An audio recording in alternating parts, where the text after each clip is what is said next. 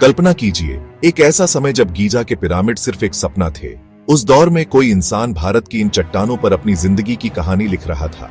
उसकी कलम थी पत्थर और स्याही थी लाल गेरू, हरा खनिज और सफेद चूना। उसकी डायरी में उड़ने वाले जानवर थे, विशालकाय आंखें वाली अजीब चिड़ियां थी और ऐसे रंग थे जो हजारों साल बाद भी जिंदा हैं। ये भीमबेटका की 7 वो कहानियां हैं जो आज भी वैज्ञानिकों को हैरान कर देती हैं। चलिए मेरे साथ भोपाल से लगभग 45 किलोमीटर दूर रायसेन जिले की विंध्य पहाड़ियों की गोद में। यहाँ 750 से ज्यादा चट्टानी गुफाएं हैं जो किसी विशाल मधुमक्खी के छत्ते की तरह फैली हुई हैं। इनमें से 500 से ज्यादा गुफाओं की दीवारों पर हमारे पूर्वजों ने अपने दिल की बात लिखी है। कुछ चित्र तो 30,000 साल से भी ज्यादा पुराने हैं। सालों तक ये खजाना दुनिया की नजरों से छिपा रहा, जब तक कि 1956 में डॉ विष्णु वाकणकर की ट्रेन इस इलाके से गुजरी। उनकी पारखी नजरें इन अनोखी चट्टानों पर पड़ी और उन्होंने इतिहास का एक नया पन्ना खोल दिया। दुनिया को पहली बार पता चला कि इंसान ने अपनी पहली सोशल मीडिया पोस्ट या स्टेटस अपडेट भारत की इसी धरती पर लिखी थी। आज हम इतिहास की उस किताब के साथ सबसे रहस्यमयी और अनसुलझे पन्ने पलटने जा रहे हैं। हमारा पहला रहस्य हमें ले चलता है एक ऐसी पेंटिंग के पास जो आपको सोचने पर मजबूर कर देगी। इसे स्थानीय लोग जू रॉक शेल्टर भी कहते हैं। यहां एक विशाल अजीबोगरीब पक्षी का चित्र है। इसकी आंखें जरूरत से ज्यादा बड़ी और गोल हैं, चोंच नुकीली है और शरीर पर धब्बे हैं। कुछ पुरातत्वविद कहते हैं कि यह शायद एक शुतुरमुर्ग है जो कभी इस इलाके में रहता होगा। लेकिन सवाल यह है कि शुतुरमुर्ग की आंखें इतनी विशाल नहीं होती, तो फिर यह क्या है? क्या यह उस कलाकार की कल्पना थी जो किसी दूसरे ग्रह के जीव की तस्वीर बना रहा था, या यह धरती का ही कोई ऐसा विलुप्त पक्षी था जिसके बारे में हम आज कुछ नहीं जानते? यह पेंटिंग एक पहेली है जिसका जवाब इन चट्टानों की खामोशी में दफन है। भीमबेटका का दूसरा रहस्य है इसके अमर रंग। लाल, सफेद, हरा, पीला, बैंगनी, ये रंग आज भी इतने चटक और जिंदा दिल लगते हैं मानो कल ही बनाए गए हों। ये सारे रंग प्रकृति की देन हैं। लाल रंग गेरू आयरन ऑक्साइड से, सफेद चूना पत्थर से और हरा कैल्सिडोनी नाम के खनिज से बनाया गया था। लेकिन सवाल यह है कि हजारों मॉनसून, चिलचिलाती धूप और तेज हवाओं के थपेड़े सहने के बाद भी ये रंग फीके क्यों नहीं पड़े? एक जर्मन लैब की स्टडी में पता चला कि इन रंगों में पौधों से निकाला गया एक तरह का प्राकृतिक वैक्स या रेजिन मिलाया गया था। इस अदृश्य परत ने पेंटिंग्स को एक ऐसा सुरक्षा कवच दिया जिसे आज की एडवांस टेक्नोलॉजी भी दोहरा नहीं पाई है। आज करोड़ों की पेंटिंग्स कुछ 100 सालों में खराब हो जाती है, पर यहां हजारों साल पुरानी कला आज भी मुस्कुरा रही है। इन गुफाओं में एक चित्र ऐसा है जो इतिहासकारों के दिमाग को उलझा देता है। इसमें एक शिकारी को दर्शाया गया है जिसके एक हाथ में ढाल जैसा कुछ है और दूसरे हाथ में एक मुड़ा हुआ हथियार, एक बूमरैंग। जी हां, वही बूमरैंग जिसे फेंकने पर वह घूमकर वापस आता है और जिसे हम ऑस्ट्रेलिया के आदिवासियों से जोड़कर देखते हैं। तो फिर हजारों साल पहले भारत की गुफा में बूमरैंग क्या कर रहा था? यह चित्र हिमयुग के दौरान हुए ऑस्ट्रिक माइग्रेशन के सिद्धांत को बल देता है, जिसके अनुसार भारत और ऑस्ट्रेलिया के लोगों के बीच संबंध थे।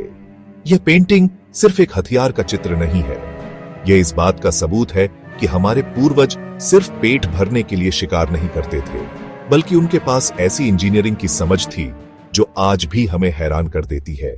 अब एक ऐसे रहस्य की बात करते हैं जो सीधा हमारे दिल को छूता है। भीमबेटका की कई दीवारों पर हाथों के अनगिनत निशान हैं। किसी की पूरी हथेली है तो किसी की सिर्फ उंगलियां।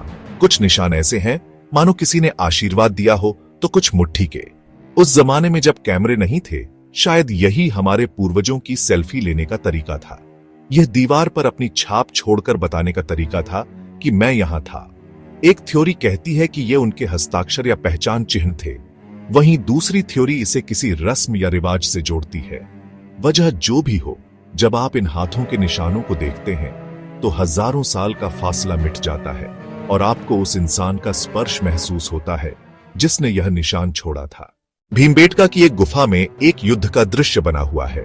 इसमें घोड़ों पर सवार योद्धा हैं जिनके हाथों में धातु की बनी तलवारें हैं और उनके पीछे पैदल सेना है। यह चित्र मेसोलिथिक काल का बताया जाता है, यानी लगभग 10,000 साल पुराना। और यहीं से सबसे बड़ा सवाल खड़ा होता है, इतिहास के अनुसार इंसानों ने घोड़ों को पालतू बनाना और तलवारों जैसे धातु के हथियारों का इस्तेमाल करना बहुत बाद में, लगभग 4-5 हजार साल पहले शुरू किया। तो फिर 10,000 साल पुरानी पेंटिंग में घुड़सवार और तलवारें कहां से आईं? क्या हमारे इतिहास की टाइमलाइन गलत है, या फिर कलाकारों की कई पीढ़ियों ने एक ही चट्टान पर अलग अलग समय में चित्र बनाए, जिससे परतें आपस में उलझ गईं? यह एक अकेली पेंटिंग हमारे इतिहास की पूरी किताब पर एक बड़ा सवालिया निशान लगा देती है। इन रहस्यों की गहराई में उतरते हुए अगर आपके मन में भी हजारों सवाल उठ रहे हैं, तो एक पल रुककर इस वीडियो को लाइक जरूर करें। आपके लाइक से YouTube को पता चलता है कि आपको भारत की ऐसी ही अनसुनी कहानियों में दिलचस्पी है।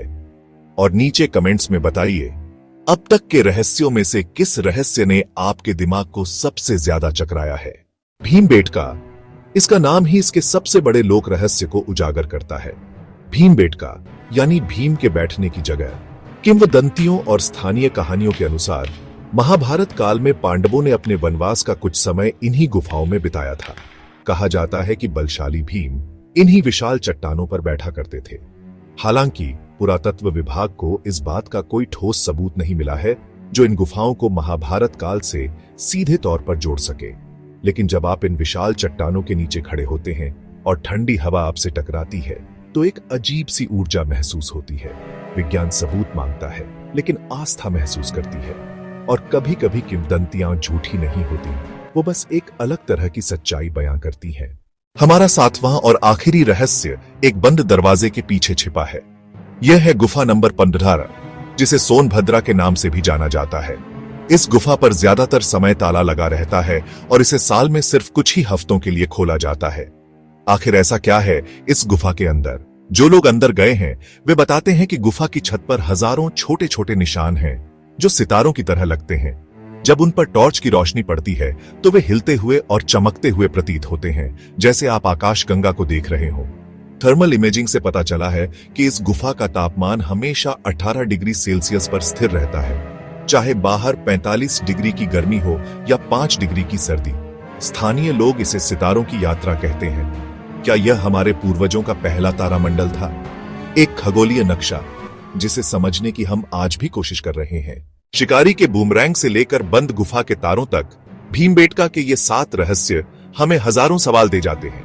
ये गुफाएं सिर्फ पत्थर और चट्टाने नहीं हैं, ये मानवता के पहले व्हाट्सएप मैसेज हैं, जो 30,000 साल पहले भेजे गए थे और आज भी हमें डिलीवर हो रहे हैं। तो अगली बार जब आपको लगे कि हमारे पास इतिहास की कहानियां कम हैं, तो भीमबेटका को याद कीजिएगा। यहाँ की दीवारें आज भी फुसफुसाकर पूछती हैं, तुम कहां से आए हो और देखो तुम कितना कुछ भूल गए हो। अगर भारत के ये छिपे हुए रहस्य आपको भी गर्व महसूस कराते हैं, तो इस कहानी को अपने दोस्तों और परिवार के साथ शेयर करें। और हमारे साथ जुड़े रहने के लिए सब्सक्राइब का बटन दबाना न भूलें, क्योंकि अगली बार हम भारत की मिट्टी में दफन एक और गहरा राज खोलेंगे।